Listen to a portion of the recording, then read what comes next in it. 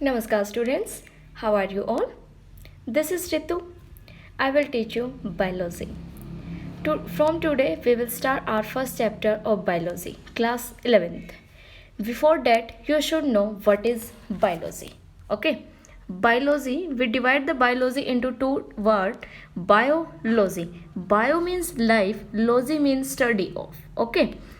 Basically bio is derived from the Greek word bios. Okay, that means life, and logy word is logos, which means study. तो biology, bio means life, logy means study of. Bio generally हम living things के लिए use करते हैं और logy क्या होता है, स्टडी के लिए. तो बायोलॉजी क्या है, स्टडी ऑफ लाइफ. तो we can say that biology is the study of life. Biology is the study of the living things life and the evolution of the life. अब बायोलॉजी क्या है, living things की study है, साथ के साथ life का इवोल्यूशन कैसे हुआ ये सब भी हम बायो के अंदर पढ़ते हैं. Living things include animals, plants, fungi and micro organism. Living things के अंदर animal, plant, fungi, micro organism सब के सब आते हैं, such as bacteria. Biology also studies how organisms react with each other and the environment. Biology के अंदर हम ये भी पढ़ते हैं कि जो एनिमल्स होते हैं, जो ऑर्गेनिज्म होते हैं, लिविंग जो ऑर्गेनिजम्स हैं, वो एक दूसरे के साथ और एनवायरनमेंट के साथ कैसे रिएक्ट करते हैं. ओके, तो बायोलॉजी क्या है बच्चों, bio means life, logy means study, study of life. तो बायोलॉजी वो ब्रांच है साइंस की जिसके अंदर हम लिविंग थिंग्स के बारे में पढ़ते हैं, मतलब लाइफ के बारे में स्टडी करते हैं, कैसे इवोल्यूशन हुआ और कैसे लिविंग ऑर्गेनिज्म अपने साथ एक दूसरे के साथ रिएक्ट करते हैं और एनवायरनमेंट के साथ वो कैसे इंटरेक्ट करते हैं. ओके, फादर ऑफ बायोलॉजी हम किसको कहते हैं, एरिस्टोटल को. ओके, तो फादर ऑफ.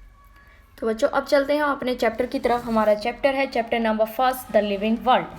अब नाम से आप समझ गए होंगे, लिविंग मीन्स लिविंग पता है ना क्या होते हैं, लिविंग ऑर्गेनिज्म, और वर्ल्ड आपको पता ही है क्या है. तो हमने इस चैप्टर में क्या पढ़ना है, लिविंग ऑर्गेनिज्म के बारे में. तो हम जब लोअर क्लासेस में आपने लिविंग ऑर्गेनिजम्स की कैरेक्टरिस्टिक पढ़ी होंगी कि वो ग्रोथ शो करते हैं, रिप्रोड्यूस करते हैं, मूवमेंट शो होती है, फूड लेते हैं, एक्सक्रीशन प्रोसेस होती है, ये सब आप लोअर क्लासेस में पढ़ चुके हो.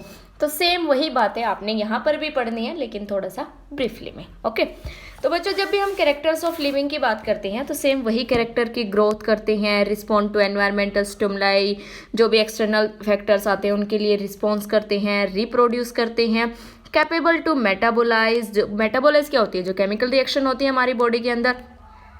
नेक्स्ट है मूवमेंट शो करते हैं, बॉडी वेल ऑर्गेनाइज्ड होती है, कॉन्शियसनेस होते हैं. इन सबको हम एक एक करके पढ़ेंगे. तो सबसे पहले बात करते हैं बेटा ग्रोथ की. अब यहाँ पर ना आपको दो डेफिनेशन याद करनी है, एक होते हैं डिफाइनिंग और एक होते हैं नॉन डिफाइनिंग कैरेक्टरिस्टिक.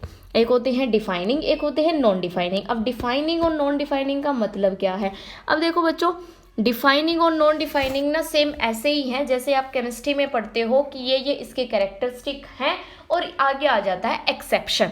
ठीक है, आगे आ जाता है एक्सेप्शन कि भाई सब ये कैरेक्टर शो करेंगे लेकिन ये सबसे थोड़ा सा अलग है. तो वही है कि जो ग्रोथ और रिप्रोड्यूस है, ग्रोथ और रिप्रोड्यूस ये जो दो फैक्टर है ना, ये डिफाइनिंग फैक्टर है कि ये को किसी भी तरह का एक्सेप्शन शो नहीं करते हैं. ये दो कैरेक्टर तो होने ही होने हैं.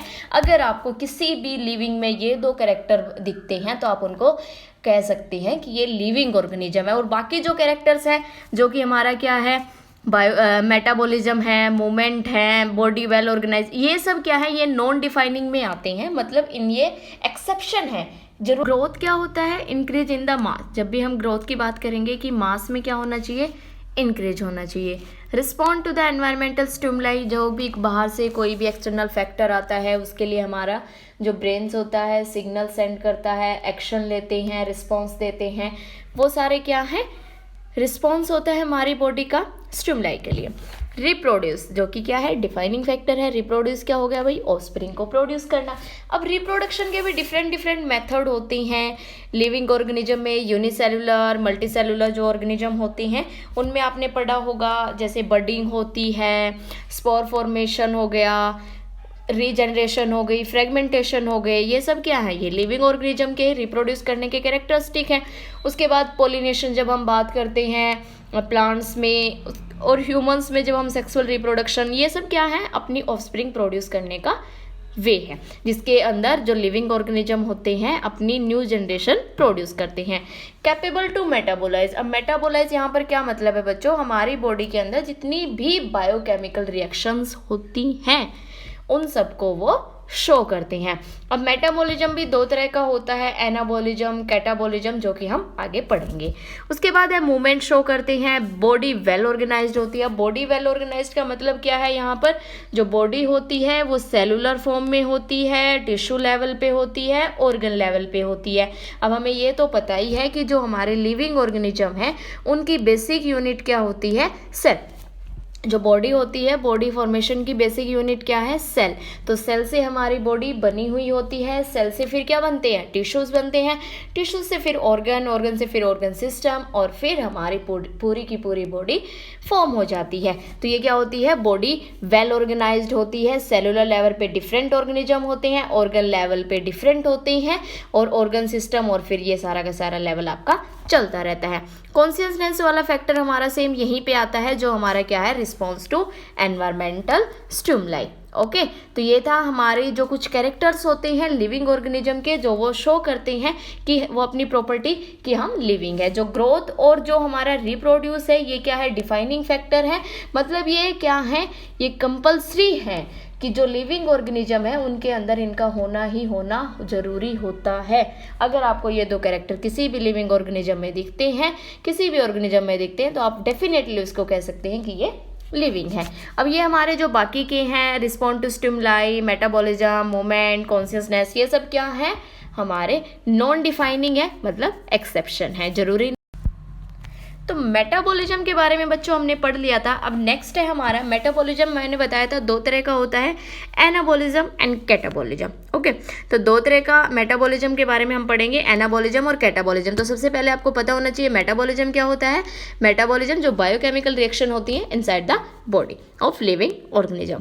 अब एनाबॉलिज्म और कैटाबॉलिज्म के बारे में जब हम बात करते हैं, तो anabolism it is the sum of the total of constructive process, और ये होती है डिस्ट्रक्टिव प्रोसेस। अब कंस्ट्रक्टिव और डिस्ट्रक्टिव प्रोसेस को आप कैसे समझेंगे, मान लो आप ईंट लेके आए हो, ईंट से आपने घर बनाना है, तो उन ईंटों को आप क्या करोगे, जोड़ोगे। मतलब आप क्या कर रहे हो, कंस्ट्रक्ट कर रहे हो।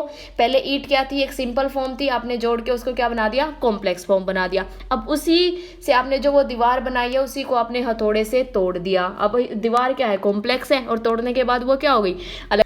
तो बच्चों ऐसे ही जब हमारी बॉडी में कोई सिंपल सब्सटेंस आता है और उस सिंपल सब्सटेंस से हम क्या बना देते हैं, कॉम्प्लेक्स सब्सटेंस बना देते हैं, उसको हम कहते हैं एनाबॉलिज्म। और उसी कॉम्प्लेक्स सब्सटेंस को जब हम तोड़ देते हैं तो वो क्या हो जाता है, हमारा कैटाबॉलिज्म। तो देखो ये क्या होती है, कंस्ट्रक्टिव प्रोसेस, ये क्या होती है, डिस्ट्रक्टिव प्रोसेस। ओके, नेक्स्ट है complex substance are formed from simple one. Simple one से कॉम्प्लेक्स सब्सटेंस बनाते हैं। कंस्ट्रक्ट मतलब कुछ ना कुछ बना रहे हैं, इसमें हम क्या करते हैं, सिंपल सब्सटेंस को कॉम्प्लेक्स से बनाते हैं। इसमें एनर्जी स्टोर होती है, इसमें एनर्जी रिलीज होती है। Anabolism is required for the growth and maintenance. Anabolism growth और मेंटेनेंस के लिए रिक्वायरमेंट है। उसके बाद कैटाबॉलिज्म क्या होता है बच्चों, कैटाबॉलिज्म डिफरेंट एक्टिविटीज के लिए रिक्वायर होता है। जब हमें एनर्जी की रिक्वायरमेंट होती है तब हम कैटाबॉलिज्म प्रोसेस शो करते हैं। एग्जाम्पल के लिए आप बच्चों देखो, एनाबॉलिज्म में हमने क्या पढ़ा, कंस्ट्रक्टिव प्रोसेस है। कैटाबॉलिज्म में हमने क्या पढ़ा, डिस्ट्रक्टिव प्रोसेस है। अब कैटाबॉलिज्म लगा लो, जैसे कि प्लांट के अंदर फोटोसिंथेसिस होती है। अब प्लांट के अंदर फोटोसिंथेसिस होती है तो उसमें क्या होता है, प्लांट क्या करते हैं, CO2 यूज़ करते हैं, साथ के साथ क्या यूज़ करते हैं, वाटर यूज़ करते हैं और सनलाइट यूज़ करते हैं। अब कार्बन डाइऑक्साइड, वाटर सब क्या है, सिंपल सब्सटेंस है, और इन दोनों को कंबाइन करके क्या बनाते हैं, अपना फूड बनाते हैं, जो कि ग्लूकोज की फॉर्म में वो स्टोर करते हैं। ग्लूकोज यहाँ पर हमारी कार्बोहाइड्रेट की एक फॉर्म क्या होती है, कार्बोहाइड्रेट की फॉर्म होती है। प्रोड्यूस होती है। तो इन्होंने क्या करा, कार्बन डाइऑक्साइड को और कार्बन डाइऑक्साइड और वाटर को लिया और अपना फूड प्रोड्यूस कर लिया, सिंपल से कॉम्प्लेक्स बना दिया। अब अगर हम कैटाबॉलिज्म की बात करें तो आप रेस्पिरेशन ले लो। रेस्पिरेशन में दो प्रोसेस होती हैं, एक तो होता है एक्सचेंज ऑफ गैसेज, दूसरा क्या होता है ब्रेक डाउन ऑफ ग्लूकोज। अब हमारी बॉडी में खाने से जो ग्लूकोज गई है उसको हम क्या करते हैं, ब्रेक डाउन करते हैं ताकि हम उससे क्या मिले, एनर्जी मिले। तो वहां पर हम उसको क्या कर रहे हैं, डिस्ट्रॉय कर रहे हैं, डिस्ट्रैक्ट कर रहे हैं, कॉम्प्लेक्स से सिंपल बना रहे हैं। तो आई होप आपको ये समझ आ गया होगा कि कॉम्प्लेक्स डिस्ट्रक्टिव और कंस्ट्रक्टिव प्रोसेस कौन सी होती है, एनाबॉलिज्म क्या होता है और कैटाबॉलिज्म क्या होता है। एक बार फिर से बता देती हूँ, एनाबॉलिज्म बच्चों कंस्ट्रक्टिव प्रोसेस होती है, कैटाबॉलिज्म आपकी डिस्ट्रक्टिव प्रोसेस होती है। एनाबॉलिज्म में सिंपल से कॉम्प्लेक्स सब्सटेंस बनाते हैं और उधर हम क्या करते हैं, कैटाबॉलिज्म में कॉम्प्लेक्स से सिंपल बनाते हैं। एनाबॉलिज्म में हमारी एनर्जी स्टोर होती है, कॉम्प्लेक्स में हमारी एनर्जी रिलीज होती है। एग्जाम्पल के लिए फोटोसिंथेसिस प्रोसेस क्या है, एनाबॉलिज्म है क्योंकि सिंपल सब्सटेंस से कॉम्प्लेक्स बना रही है। और रेस्पिरेशन प्रोसेस क्या है, कैटाबॉलिज्म है, क्यों, क्योंकि ग्लूकोज का ब्रेकडाउन करके